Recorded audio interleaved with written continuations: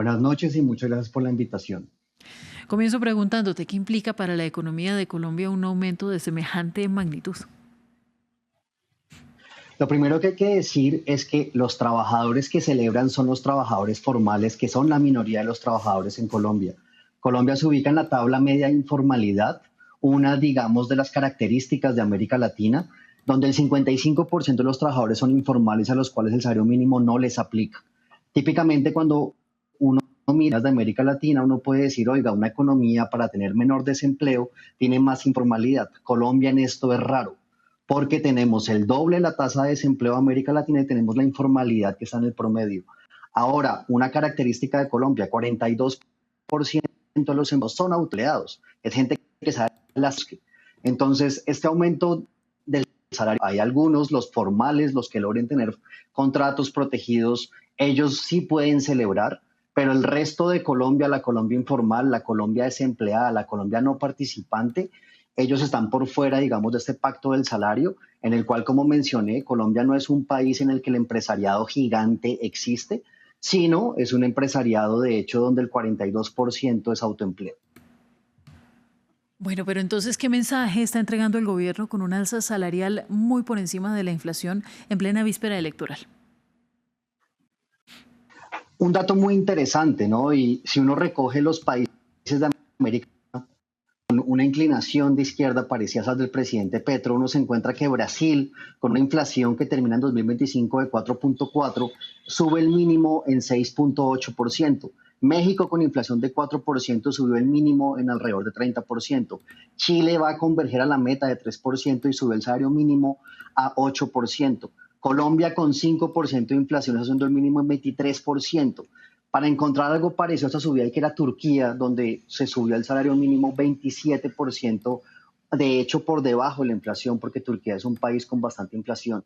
Entonces el mensaje de alguna forma es, se le está apostando a que, digamos, el salario mínimo va a empujar la demanda de la economía, algo que no se ve en la mayoría. Y justamente economías parecidas a la colombiana fueron más conservadores, de hecho bastante como les mostré, Brasil, México y Chile, con salarios mucho más cercanos a la inflación. Y entonces lo que uno podría decir como mensaje es, se está tendiendo a la Colombia formal, pero a la informal se le está desconociendo completamente. De hecho, la tasa de informalidad desde que el gobierno del presidente Petro llegó ha rondado el 55% y en eso no hemos tenido variación. ¿Cómo se compara el alza de este año con el de años anteriores?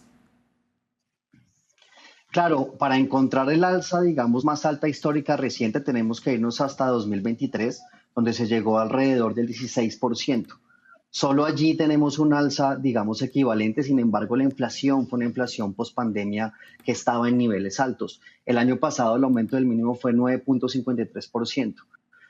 Para encontrar un alza del salario mínimo de esta dimensión, hay que irse hacia los 90s u 80s, donde la inflación colombiana ya venía bajando, pero justo tenía niveles alrededor del 20%, y donde la formalidad era una rareza.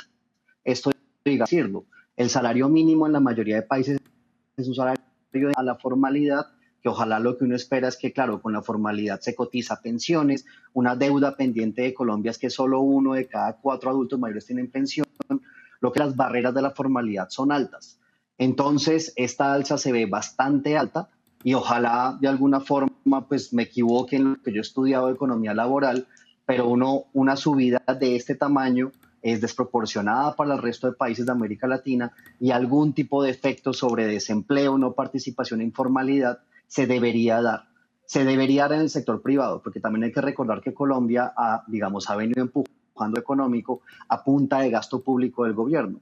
Probablemente con el movimiento, digamos, la formalidad no se afecte tanto, pero porque el gobierno está entrando a un indicador grande en la economía colombiana, pero este impulso no se cree que pueda durar mucho tiempo. Bueno, ¿y cómo reaccionan entonces las empresas, sobre todo las empresas pequeñas que tienen a sus empleados dentro de esta formalidad que tú mencionas? Yo justamente he tenido la oportunidad de hablar muy cerca, en particular con ACOPI, que es el gremio de la pequeña y mediana empresa en Colombia. Estaban muy preocupados por el aumento del mínimo. Recordemos que en Colombia se decretó emergencia económica. Este fue un año en el que además se aumentaron el recaudo de impuestos por ventas, lo que en Colombia se llama autorretenciones y retenciones. Y justo lo que mencionaban es que la pequeña y mediana empresa, que es el gran empleador de Colombia, incluyendo a los autoempleados, que veían muy complicado seguir manteniendo el nivel de crecimiento de empleo y demás. Entonces, lo que es verdad es que parte del mensaje final del presidente es que hay que aumentar la productividad.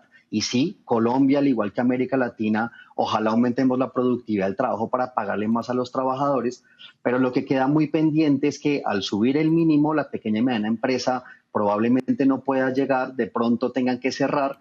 En su momento se habló de probablemente control de precios. Yo justo les puedo contar, estoy pasando la época de fiestas en un pueblo de Colombia. Nadie estaba viendo el aumento del salario mínimo porque la mayoría de la Colombia, digamos, de pueblos y rural de Colombia es informal. Se rige por simplemente contratos del día. Entonces, la pequeña y mediana empresa estaba preocupada y pues hay que ver en efecto qué les pasa a ellos el otro año.